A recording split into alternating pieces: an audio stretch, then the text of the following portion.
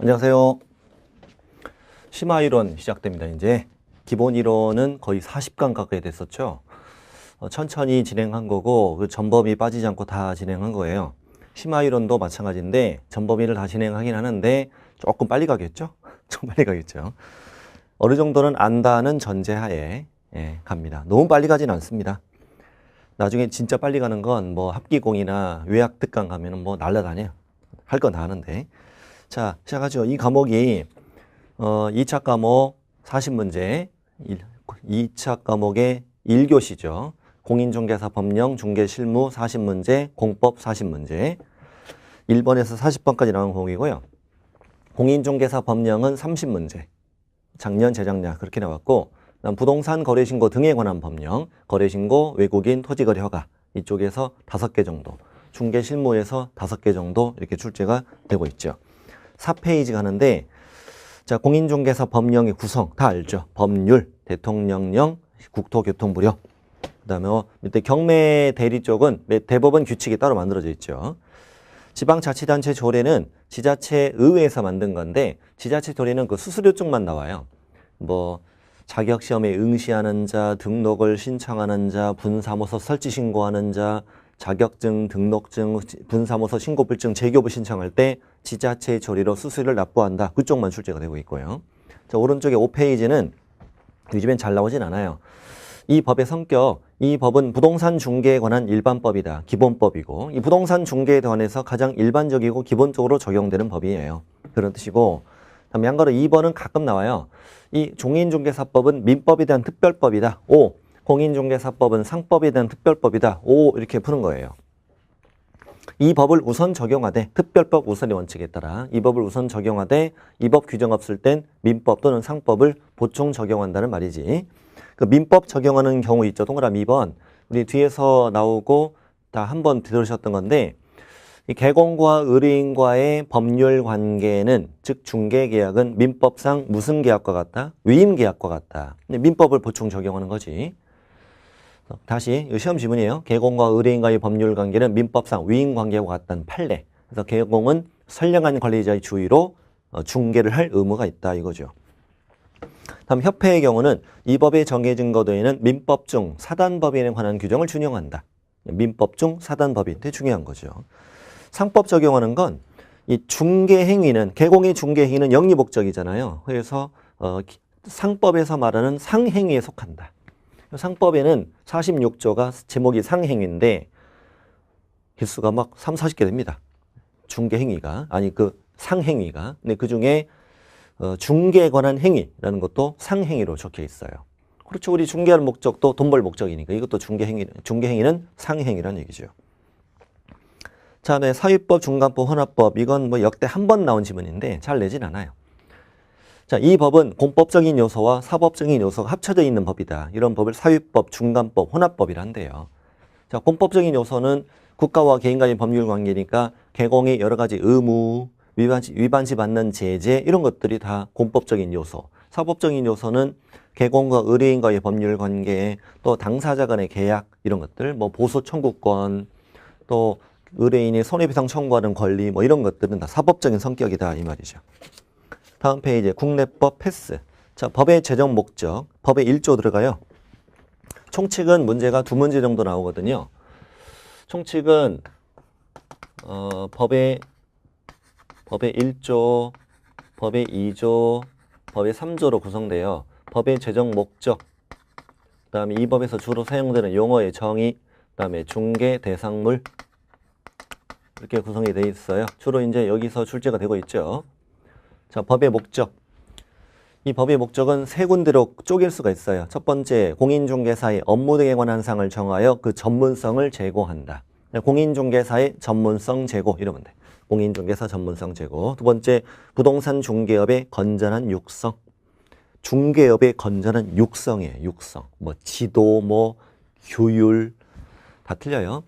국민 경제 이바지, 국민 재산권 보호 이런 거 아니에요.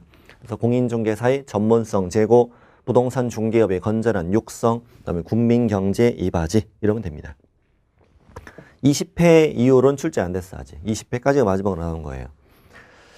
저 밑에 뭐 틀리게 내는 지분도 이렇게 넣어드렸죠. 자, 오른쪽 용어의 정의. 정의라는 건 약속이에요. 이 법에서는 이 용어를 다음과 같이만 사용한다는 얘기잖아요. 6가지 있죠. 중개, 중개업도 있고, 공인중개사, 개업공인중개사, 소속공인중개사, 중개보조원 이렇게 됩니다. 일단은 중개업 하시려면 뭘 따셔야 돼? 공인중개사 자격을 취득해야 된다. 아니면 법인을 만들어도 된다. 자, 그 다음에 우리 시군구 뭐라고 할래요? 4글자로. 등록관청, 등록관청에 중개사무소 개설 등록해요.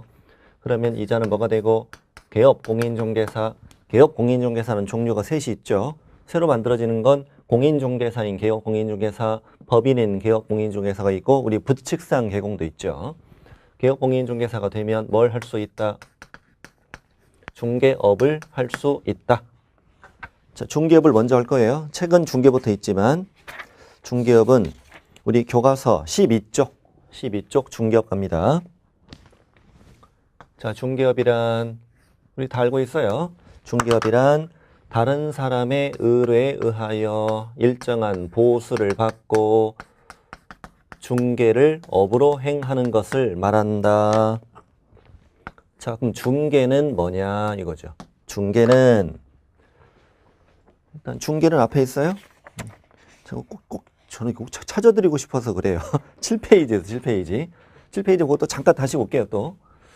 자, 중개라는 것은 법의 3조, 법의 제3조에 정해진 뭐에 대하여? 중개 대상물에 대하여. 자, 그럼 법의 3조 중개 대상물은 뭐냐? 법의 3조 중개 대상물은 뭐죠? 토, 건, 입, 광고. 토지, 건축물, 임목, 광업재단, 공장재단. 이것이 중개 대상물이었다. 토, 건, 입, 광, 공. 이 5가지 중개 대상물에 대하여 거래 당사자 간에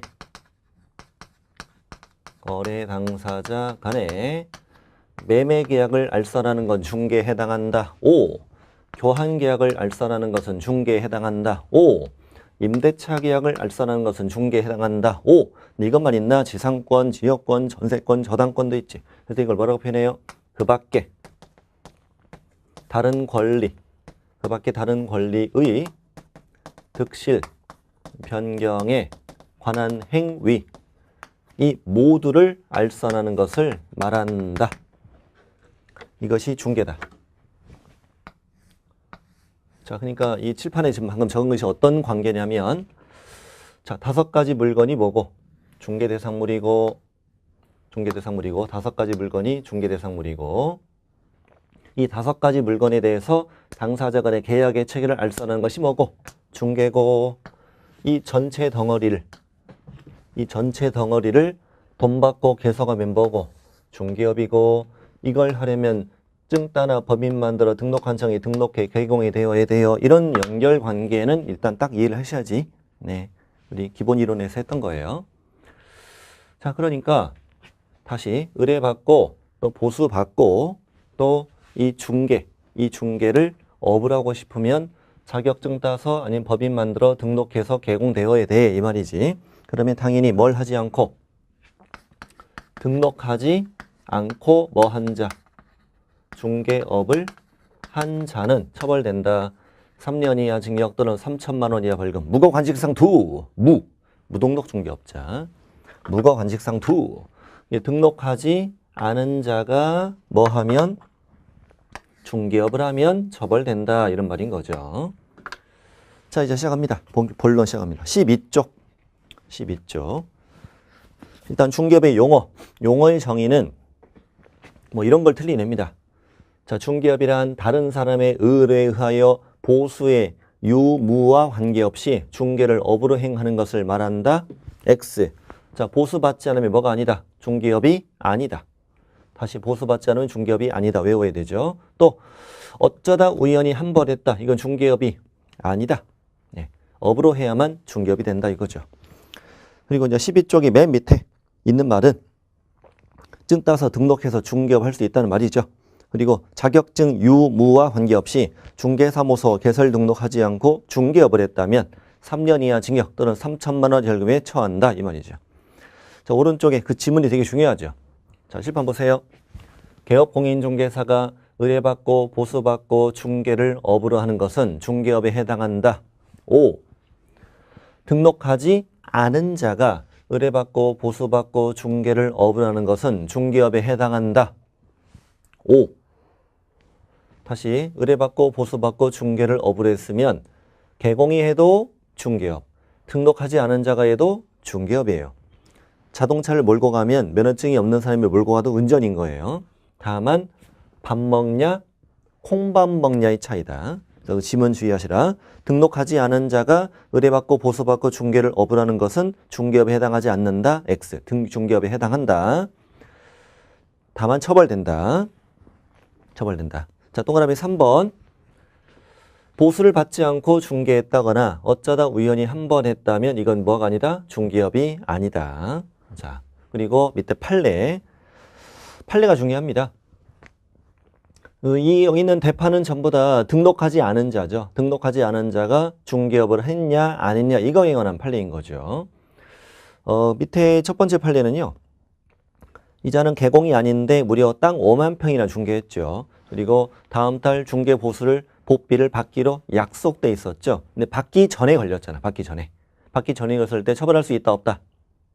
없다. 왜? 안 받았잖아. 안 받으면 뭐가 아니니까. 중개업이 아니니까. 읽어봅니다. 거래 당사자로부터 보수를 현실적으로 받지 아니하고 단지 보수를 받을 것을 약속하거나 거래 당사자들에게 보수를 요구하는 데 그친 경우에는 중개업에 해당한다고 할 수 없다. 이게 한 지문이고. 근데 이제 이 사람을 처벌해야 한다고 주장하는 쪽은 이런 주장이잖아요.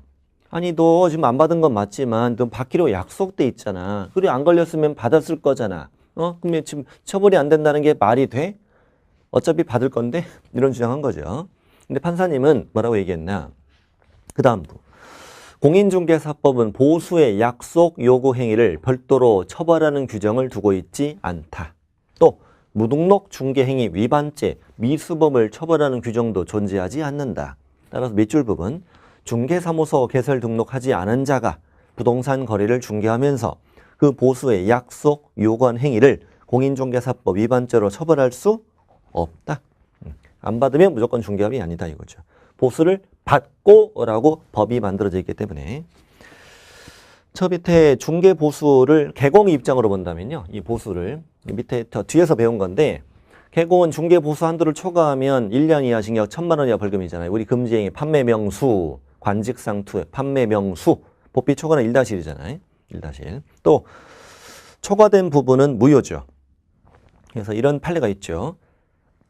중개 보수를 초과에 받기로 약정한 경우 그 초과 범위 내에서는 무효이다. 초과 전부 무효가 아니죠. 초과 범위 내에서는 무효니까 초과 부분은 돌려줘야 됩니다.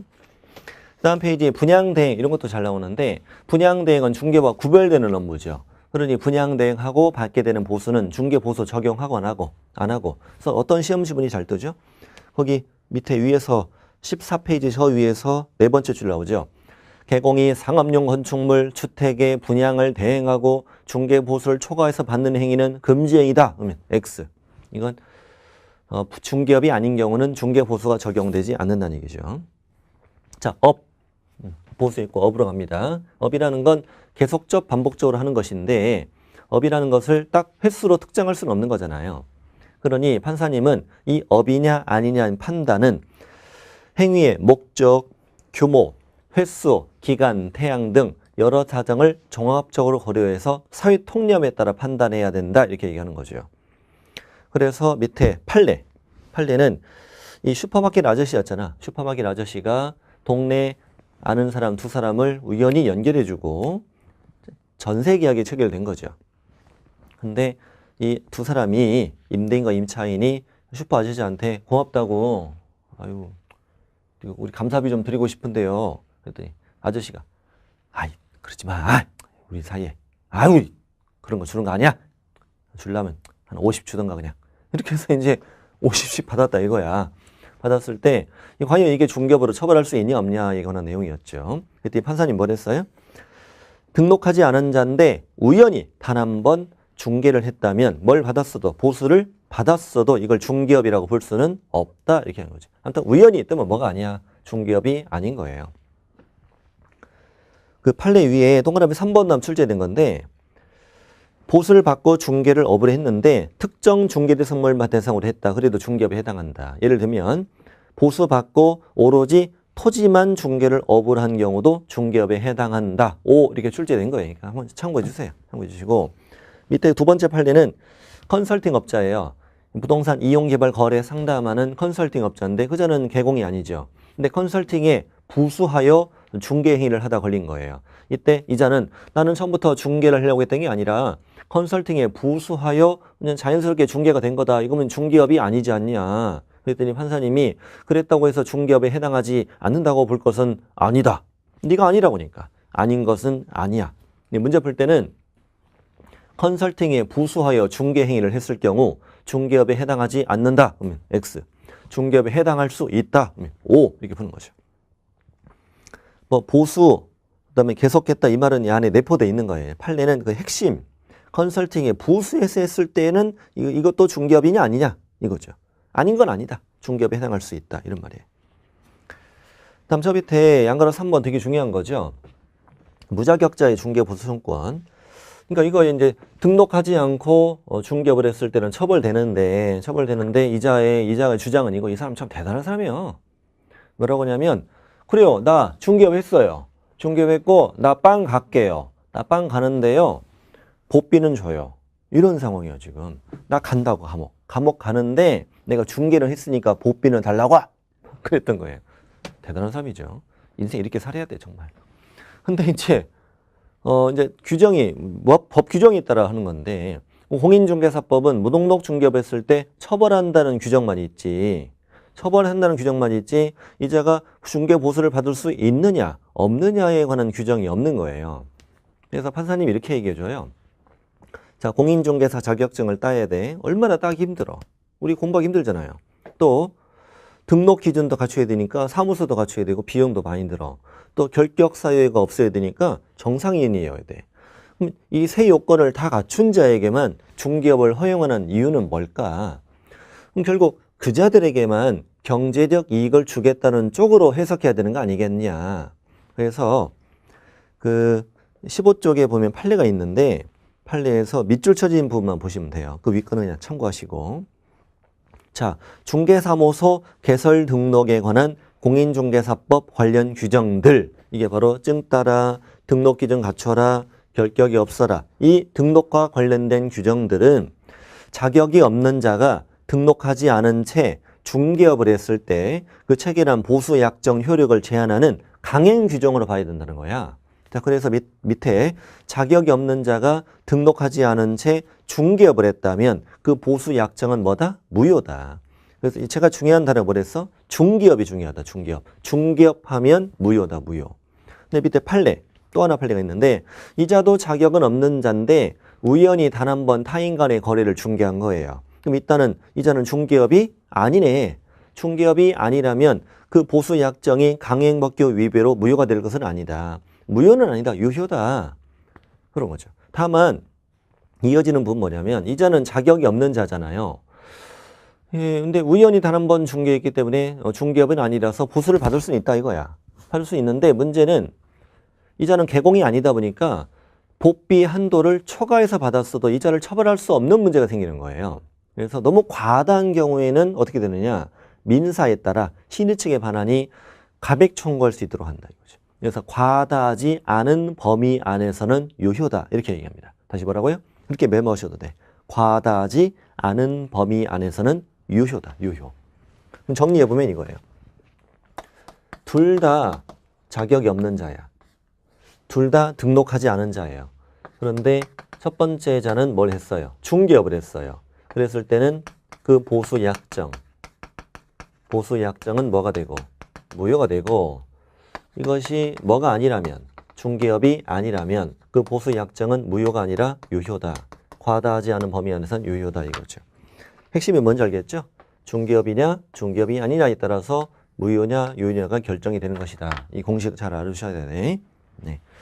자, 중개업을 다 했어. 중개업. 이제 우리 중개로 갑시다.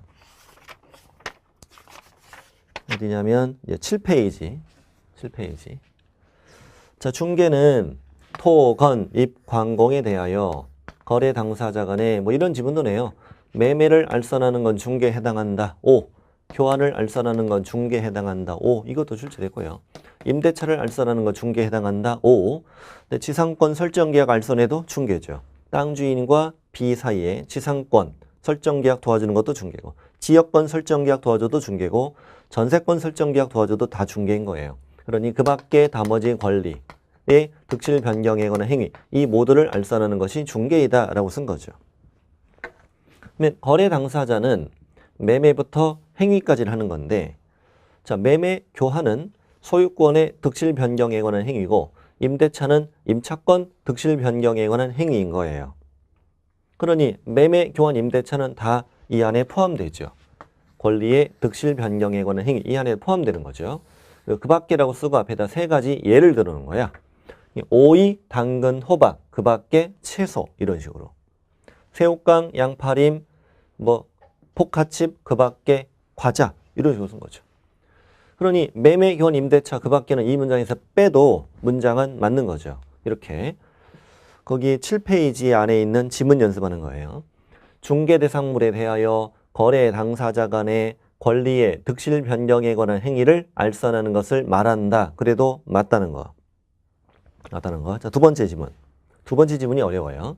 중개란 중개 대상물에 대하여 거래 당사자 간의 매매, 교환, 임대차 행위를 알선하는 것을 말한다. 제가 여러분 뭐뭐를 말한다 이렇게 써 있으면 어떻게 읽으시랬지? 뭐뭐만 말한다라고 읽으면 문제 풀려요. 그게 문제는 공식이에요.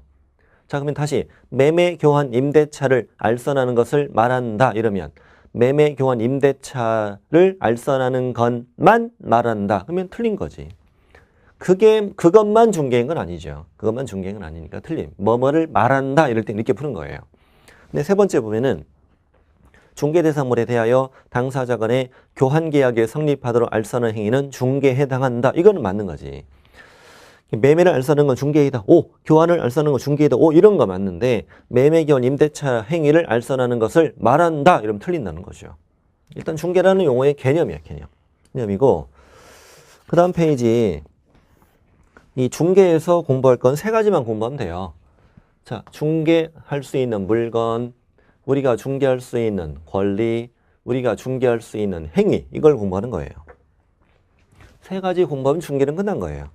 일단 중개 대상물은 이미 다 배웠어요. 토, 건, 입, 광, 공이라고 배웠어요.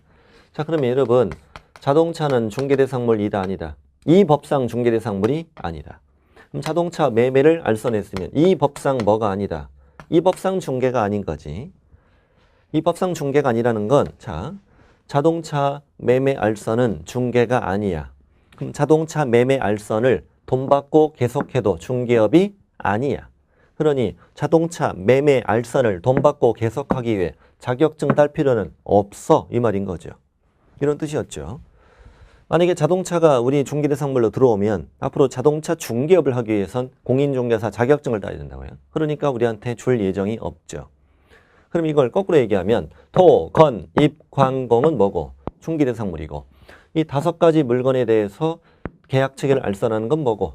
중개고 이걸 돈 받고 계속하면 뭐고? 중개업이니 결국 이 다섯 가지 물건으로 뭘 하려면 중개업을 하려면 증 따서 법인 만들어 등록해라 이거고 등록하지 않은 자가 다섯 가지 물건으로 중개업하면 처벌된다는 뜻이었다.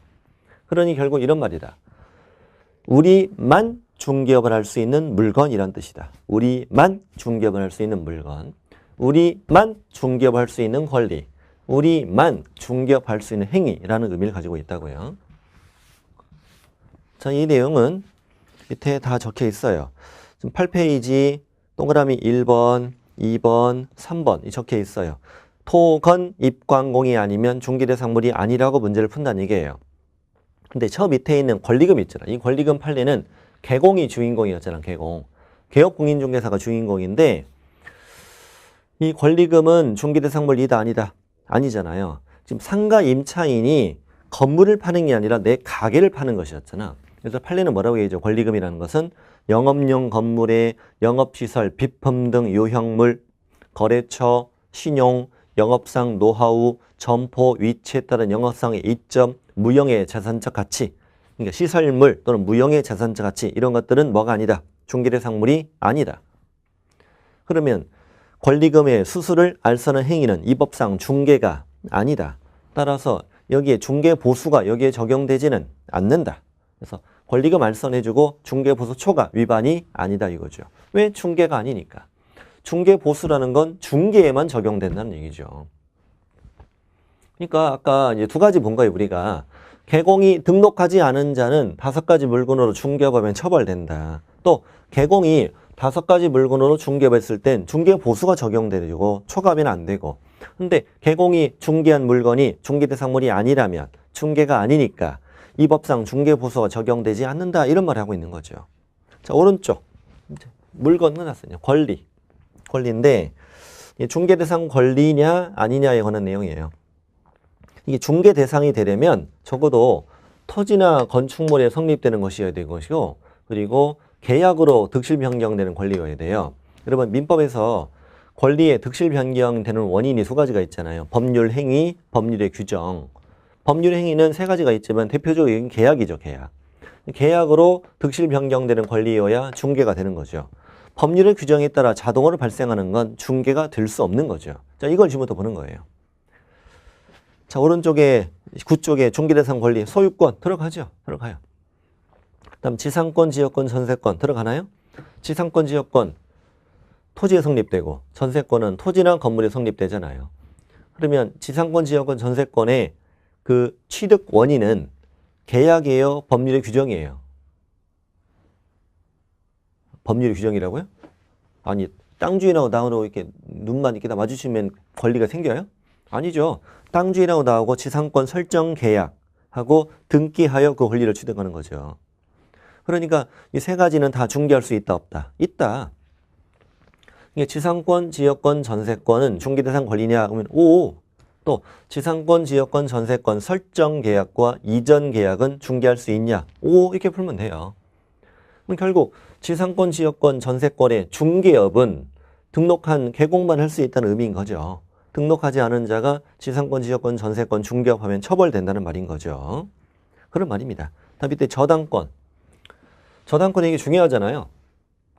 자, 잠깐 볼까요? 자, A는 아파트 가지고 있는데 이 아파트를 B가 샀어요. 개공이 이거를 도와줬죠. 중개했어요. 근데 B가 잔금이 부족해요. 그래서 개공이 걱정 마라. 내가 대출 알선 해줄게. 나중에 중개업 하시다 보면은 은행 같은 데서 사무소에 명함 이게 주고 합니다. 그 말은 대출 알선 해달라는 얘기거든요. 그럼 개공이 아는 은행에 전화했지. 대출계 직원이 중개사무소로 찾아옵니다. 그리고 이제 계약서 쓰는데 첫 번째 계약서는 금전 소비 대차 계약. 이게 대출 계약이에요. 이 금전 소비 대차 계약은 지금 은행 직원하고 B하고 둘이 썼거든요. 하지만 이 계약을 도와준 게 누구다? 개공이 도와줬잖아요. 그럼 이건 중개이다 아니다? 자, 이거 중개다 아니다? 중개 아니라는 걸 조심해야 됩니다. 왜 아니죠? 중개대상물이 아니거든요. 이게 중개면 우리 직업이 늘어나는 거죠. 우리 대출 브로커 해야 되는 거잖아요. 우리 직업 아닙니다. 그러니까 금전 소비 대차 알선은 중개가 아니니까 중개 보수가 적용되지 않고 은행으로부터 대출 알선 수수료 이렇게 받습니다. 대출한 수수료 받는데 이건 중개 보수가 아닌 거죠. 근데 이것만 하는 게 아니라 이 B가 취득한 아파트의 저당권을 설정하는 계약도 함께 하게 되죠. 함께 하게 되고 이걸 계약서를 써준 건 아니지만 개공이 이걸 도와준 것도 누구다? 개공이 도와준 거다. 그러니까 이만큼은 뭐다? 중개다. 중개인데 현실적으로 이 상황에서 중개 보수를 받지는 못합니다. 왜냐하면 B가 처음부터 개공한테 저당권 설정 계약에 중개 의뢰를 한 건 아니잖아요. 예, 아파트 매매에 의뢰한 거죠. 그래서 이걸 현실적으로 받지 못하지만 중개는 중개란 얘기예요. 이게 개공이 저당권 설정 계약을 도와주고 중개 보수를 받으려면 이런 말도 안 되는 상황이 벌어져야 돼요. 어떤 상황이냐면 처음부터 B가 찾아와요. 찾아와서 뭐라고 하냐면 내가 이미 아파트는 샀다. 아파트는 샀는데 사장님, 개공씨 금전소비대차 알선해주고요. 대출할수 수수료 은행부터 받으세요. 그리고 저당권 설정 계약을 도와주고요. 내가 복비 드릴게요. 이렇게 와야 되는데 그럴 사람이 어디 있습니까? 자기가 은행 가지 그냥. 그런 거잖아요. 아, 자기가 은행 가서 대출 받고 저당권 설정 계약하면 되는 거지. 그런 거지. 이걸 개공한테 중개 의뢰를 하진 않거든, 이거를. 그냥 아파트 보통 매매 하면서 그냥 부수해서 이루어진 거지, 이게. 어쨌든 중개는 중개라는 얘기인데, 근데 이 밑에 사건은 뭐냐면 이자가 개공이 아닌 자입니다. 개공이 아닌 자인데 금전 소비대차 계약과 함께 저당권 설정 계약을 도와주고 돈 받고 계속하다 걸린 거예요. 그랬을 때 너는 저당권 설정 계약을 중개를 업으로 했지 않냐? 그럼 넌 처벌돼야 된다 이런 거죠. 그럼 내가 중개업이냐 이거지. 그러려면 이 중개라는 용어도 성립돼야 되는데 이 중개라는 용어 안에 뭐라고만 써 있어 그냥 그 밖의 권리라고만 돼 있지 않냐. 저당권이라고 명시가 안 돼 있는 거지. 그래서 이 그 밖의 권리에 저당권이 들어가냐 안 들어가냐가 이 사건의 논점이었던 거죠. 그래서 밑에 판례. 중개라는 용어에서 그 밖의 권리는 뭐가 포함된다? 저당권 등 담보물권도 포함된다. 오! 이렇게 보면 되고요. 따라서 타인의 의뢰에 의하여 일정한 보수를 받고 저당권 설정에 관한 행위 알선을 업으로 했으면 중개업에 해당한다. 좋아. 그리고 그 행위가 금전 소비대차 알선에 부수하여 이루어졌다 하여 달리 볼 것도 아니다. 그때도 중개업에 해당한다. 이 말이죠. 저당권 그냥 그대로 읽으시면 돼. 어리게 생각하지 마시고 그대로 나옵니다. 그대로 나오고. 자, 밑에 유치권. 유치권은 여러분 10페이지와 왔다 갔다 해서 보시면 되거든요. 10페이지는 중개대상 아닌 권리도 있잖아요. 일단 유치권은 동산에도 성립되지만 부동산에도 성립이 되죠. 자, A는 건물주예요. 근데 B가 이번에 건물에 올 수리를 했어요. 인테리어 업자인데. 근데 B가 지금 공사대금 채권을 1억이나 못 받았어요. 채권의 변제기가 되었어요. B는 이 목적물을 점유함으로써 뭘 취득해요? 유치권이라는 권리를 취득한다. 유치권이 성립되는 거지. 이걸 중개할 수는 있다 없다? 없다. 이건 계약으로 이루어진 게 아니잖아. 자동으로 이루어졌으니까. 이게 법률의 규정에 따라 이게 발생하는 건 중개가 안 된다. 성립은 중개 안 된다고 답하시면 돼요. 그런데 유치권을 타인에게 양도하는 게 가능하겠느냐? 유치권이라는 권리는 채권과 점유에 이게 붙어 있는 거죠. 점유를 상실하면 유치권도 상실하고 이러지 않습니까? 그러면 이 B가 C에게 채권 양도, 내가 7천에 팔 테니 네가 1억 받아가라. 채권 양도 누구 점유를? B 점유를 누구 점유로? C 점유로 바꿔주는 거죠. 그럼 유치권이 여기에 따라서 간다는 거예요. 유치권을 뭐 하는 걸? 양도하는 걸 중개할 수는 있다. 그래서 문제 풀 때 성립 X, 양도 O 이렇게 문제 보시면 되는 것이 유치권이다. 유치권. 그 다음에 담보가등기 9페이지 맨 아래. 민법, 민사투표에서 배우는데 담보가등기도 계약으로 이루어지죠. 저당권과 마찬가지의 계약이죠. 담보가등기 설정 계약, 중개할 수 있는 거죠. 담보가등기도 5로 풀어주셔야 돼. 시험엔 다 후보예요. 임차권, 임대차 원인이니까 당연히 되죠. 뒷장 가죠. 뒷장 가면 자, 등기된 환매권이라고 써 있는데 저번에 기본 이론에는 안 했어요, 이거. 이런 민법 지식을 어느 정도 알아야 할 수 있다고 제가 생략한 거예요. 자, A 부동산을 B가 샀어. B가 샀는데 자, 5억짜리인데 뭐 3억에 매매했어요. 그리고 얼마 후 이걸 다시 되사겠다라는 환매 계약을 했다는 거죠. 5년 범위 안에 할 수 있는 거잖아, 환매 계약. 환매 계약은 채권 계약이니까 얘네 둘 사이에만 효력이 있는 거고요. 매매 계약과 함께 이루어지는 것이지 독립적으로 이루어지는 계약이 아니죠. 아니에요. 그런데 시험에 이것도 나왔어요. 환매 계약을 알선하는 것도 중개이다. OX. 오, 이것만 한다는 말은 아니잖아. 환매 계약도 분명히 부동산을 되사는 계약이잖아요. 환매 계약을 알선하는 것도 중개이다. 5로 하셔야 돼. 근데 이 환매 계약은 채권 계약이라고 그랬잖아요. 그러니까 이자가 부동산 소유권 넘어갔잖아요, 지금. 이걸 타인에게 넘겨버리면 환매가 안 된단 말이죠. 그래서 대항력을 부여하기 위해서 환매권 등기를 하죠. 이 환매권 등기는 소유권 이전 등기와 동시에 신청하는 거예요. 부기등기로 한다고 등기법에서 나와요. 이 환매권 등기하면 이 환매권 등기된 건 타인에게 또 양도 가능해요. 네가 이제 환매한다는 얘기지. 환매한다는 얘기죠. 그래서 등기된 환매권을 양도하는 걸 중개할 수 있다 없다. 있다. 이게 환매 계약을 도와주는 것도 중개고 환매권 등기된 걸 양도하는 걸 도와주는 것도 중개라고 두 가지로 이제 푸시는 거예요. 그래서 거기 다 적혀 있어요. 두 번째 줄에 환매 계약 성립 알선도 중개이다. 5. 또 환매권 등기했을 때 양도 가능가 등기된 환매권도 중개대상 권리 5 이렇게 푸는 거예요. 그렇게 하면 돼요. 다음 법정지상권 마찬가지예요. 법정지상권도 토지 건물이 동일 소유였는데 B가 뭐만 샀다? 건물만 샀다 이거죠. 이자는 B는 건물의 소유권을 가지고 있잖아요. 가지고 있는데 지상권 별도 계약을 하지 않았어도 지상권 취득한다. 법정지상권이 성립된다는 거죠. 이걸 중개할 수는 있어 없어? 이걸 중개할 수는 없죠. 건물의 매매를 중개했을 뿐인 거지. 지상권을 도와주는 걸 중개죠. 지상권 도와주는 건 중개인데 법정지상권 성립을 도와주는 건 중개가 아니라는 거죠. 근데 이 B는 건물의 소유권과 법정지상권 두 가지 권리를 가지고 있잖아요. 근데 이건 독립된 물건이잖아. 그러니까 둘 중에 어느 하나만 파는 것도 가능하다. 법정지상권만 양도하는 것도 가능하다. 지상권만 양도하는 것도 가능하니까 이건 중개할 수 있다는 거죠. 자, 그래서 법정지상권 성립은 X로 풀고요. 법정지상권 양도는 O로 푸는 건데 저 위에 중요한 판례가 있어요. 법정지상권 양도. 법정지상권은 건물의 소유에 부속되는 종속적 권리가 되는 것이 아니며 하나의 이것도 독립된 물건이다 하는 거야. 그래서 세 번째 줄 건물의 소유자가 건물과 법정지상권 중 어느 하나만 처분하는 것도 가능하다 이렇게 얘기합니다. 시험이 잘 나오는 판례입니다. 자, 밑에 이제 아닌 권리. 점유권은 계약으로 취득하는 게 아니고 점이라는 사실로 취득하는 거니까 중개할 수 없다. 계약으로 이루는 게 아니니까. 질권은 어디 성립돼요? 동산에 성립되는 담보물건이잖아요. 질권인 성립을 도와줄 수는 있어요. 네 물건, 네 동산을 너한테 맡기고 돈 빌리는 걸 내가 둘이 소개시켜 줄 수는 있잖아요. 근데 이걸 중개라고 하진 않는다는 거죠. 질권도 시험에 나와요.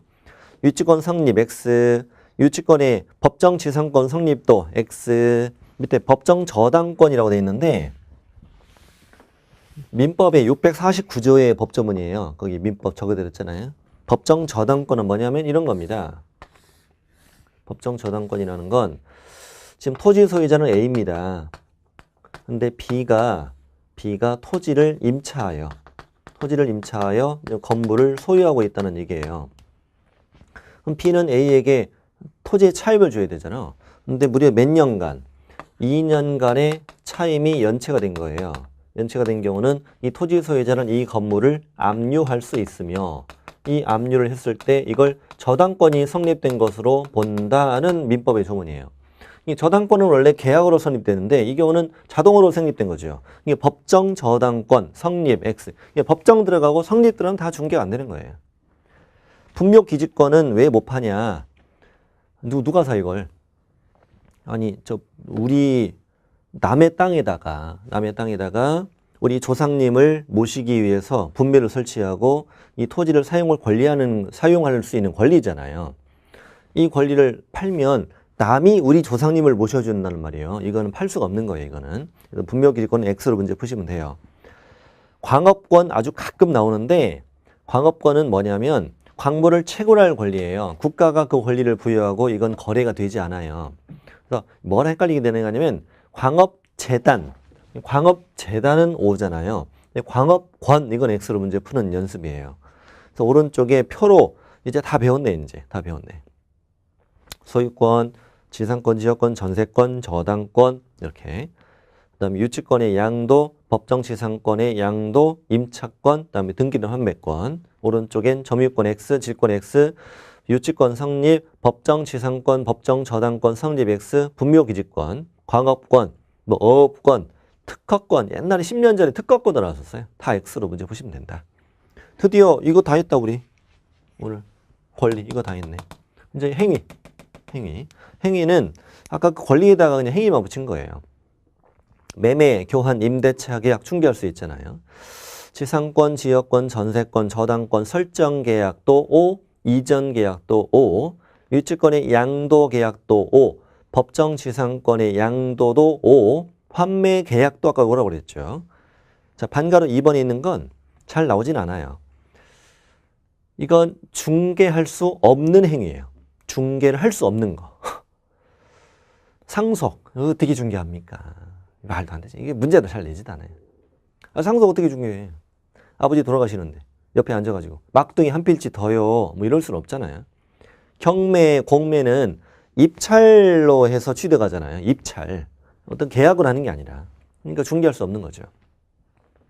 근데 경매의 대리는 가능하죠. 대리. 대리 입찰. 이게 대리 행위는 할 수 있지만 중개는 할 수 있는 게 아니라는 거죠. 판결 마찬가지요. 증여는 시험에 안 나왔는데 증여도 계약은 계약이야. 계약은 계약인데 너 주는 거잖아. 이걸 어떻게 중개할 수 있냐 이거지. 찾아와서 어떤 사람이 찾아와서 사장님 우리 집 받을 사람 소개 좀 시켜주세요. 말도 안 되는 거죠. 개공이 뭐래요? 놔줘. 이러니까 중개가 안 되는 거지. 자, 3번은 중요해요. 다음에 쭉 열거된 업무는 개업공인중개사가 할 수는 있어. 겸업할 수는 있는데 이건 중개가 아닌 거예요. 우리 법인인 개업공인중개사는 겸업 제한 받잖아요. 중개업이랑 5개랑 경공배가 있지 않습니까? 그 5개, 이건 중개업이 아닌 업무죠. 뭐 상업용 건축물과 주택의 임대관리 뭐 다 쓴 건 아니에요. 거기다가 이용개발, 거래, 상담, 대표적으로 분양대행 이런 것들. 이거 말고도 이런 것도 있잖아. 도배, 이사업체, 소개 이런 것도 있잖아. 다 중개업 아닌 거죠. 당연히. 특히 분양대행이 잘 나온다. 아까도 말씀드렸죠. 밑에 판례도 있어. 분양대행은 중개업과 구별되는 업무니까 분양대행하고 받은 금원은 이 법에서 초과가 금지되는 금원이 아니라 이 말은 중개 보수가 적용되지 않는다는 말이죠. 4번은 뭐냐면 경매나 공매 부동산에 대해서 권리분석, 취득계약선, 매수신청, 입찰신청 대리할 수 있잖아요. 이것도 역시 중개업과 구별되는 업무인 거죠. 특히 경매 매수신청 대리, 우리 기본 이론의 맨 마지막 시간에 배웠잖아요. 경매 매수신청 대리하려면 대법원 규칙에 따라 지방법원에 별도로 등록하고 감독받아야 된다고 그랬잖아요. 경매 대리니까 대리, 중개가 아니고 대리 행위니까 이건 다 중개와 구별되는 업무다 이 말이에요. 다음 페이지 중개 행위의 성격, 이거는 아주 가끔 출제가 됩니다. 아주 가끔. 여러분 거래 당사자가 하는 행위는 중개 대상물에 대하여 계약을 하는 거죠. 계약. 여러분 계약은 민법에서 법률 행위라고 배우죠. 법률 행위. 자, 근데 개업공인중개사가 하는 이 행위, 이건 이제 중개 행위죠. 이 중개 행위는 어떤 성격 갖느냐? 중개 행위는 계약이 아니죠. 법률 행위가 아닌 거죠, 당연히. 그래서 중개 행위는 법률 행위다 이러면 틀려요. 어떤 의사표시를 하는 게 아니죠. 청약, 승낙, 의사표시, 협책이 이루어진 게 계약이 법률 행위인데 나는 집 보여주고 상담하고 뭐 설득하고 이런 행위들이잖아. 이런 행위들은 법률 행위가 아니라 이런 행위를 뭐라고 부르는데 사실행위라는 표현을 쓴대요. 시험에 나오는 판례입니다. 잘 나오진 않고 어쩌다 한번 나옵니다. 그래서 중개 행위는 무슨 행위다? 사실행위다 이렇게 문제 푸시면 돼요.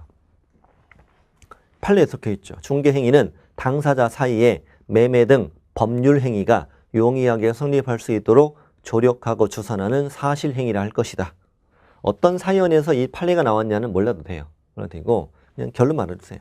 상행위, 아까 우리 처음 시작할 때 했던 거다 이거. 개공의 중개 행위도 결국 영리 목적으로 하는 행위지 않냐. 그러니 이 중개 행위도 무슨 행위다? 상행위에 속한다. 상행위. 상행위로 본다는 거죠. 영리 목적에 해당하니까. 중개업은 아까 했죠. 했고 그 15페이지 맨 아래에 있는 문제 하나 풀어드릴게요. 15페이지 맨 아래에 있는 문제는 조금 오래전에 출제된 문제예요. 풀어볼게요. 15쪽 맨 아래. 중개업으로 틀린 걸 찾아라. 1번. 타인의 의뢰에 의하여 보수를 받고 금전 소비대차 알선에 부수하여 부동산에 대한 저당권 설정에 관한 행위 알선을 업으로 한 경우 중개업에 해당한다. 5죠. 5. 그렇죠. 2번. 2번은 오늘 배운 거 아닌데 읽으면서 말씀드릴게요. 개공이 실제 계약 당사자가 아닌 자에게 전세계약서 작성 교부하였고 그가 이를 담보로 금전을 대여받음으로써 대부업자에게 손해를 입힌 경우 개공이 주의 의무 위반에 따른 손해배상 책임을 진다. 이게 그 거래계약서 파트에서 나온 판례예요. 제가 페이지만 알려드릴게요. 페이지만. 어디 있는지. 전 어디 있는지 아니까. 금방 찾아요. 이 판례는 172쪽에 있으니까 한번 읽어보시는데 그때 기본 이론할 때 말씀드렸거든요. 개공이 아는 사람한테 가짜 전세계약서, 가짜 확인설명서 써줘요. 그리고 그 친구는 대출을 받았죠, 이걸로. 근데 결국 못 갚은 거죠. 그래서 개공이 책임져야 한다, 이런 사건이었어. 왜? 개공은 중개가 완성되지 않았을 땐 함부로 써주면 된다, 안 된다? 안 된다. 그래서 중개가 완성된 때에만 거래계약서 등을 작성 교부해야 한다. 그랬던 내용의 판례예요. 다음 페이지 3번. 변호사. 이것도 이따가 뒤에 나올 건데 변호사가 중개업을 할 경우 이 법상 등록 기준을 적용받아야 한다. 여러분 변호사가 중개업하고 싶으면 공인중개사 자격증 따야 돼, 안 따야 돼? 따야 되잖아요. 그게 관한 내용이죠. 판례죠, 판례. 변호사도 등록 기준 적용받아야 한다. 이 말은 자격증 따란 말이죠. 4번. 우연히 단 한 번 중개하고 보수받았다. 알선 중개업으로 한 것이라 볼 수 없다. 좋아요. 맞았어. 자, 5번. 중개사무소 개설 등록하지 않고 부동산 거래를 중개했어. 내 거래 당사자들에게서 단지 보수를 받을 것을 약속하거나 요구한데 그친 경우 처벌 대상 된다? 안 된다. 처벌 대상 아니다 그랬던 거죠. 이번 시간 마치고 굉장히 빨리 진행되죠. 기본 이론은 훨씬 빨라요. 빠릅니다. 두 번째 시간에 나머지 용어, 그다음에 중개대상물 쭉 이어갑니다.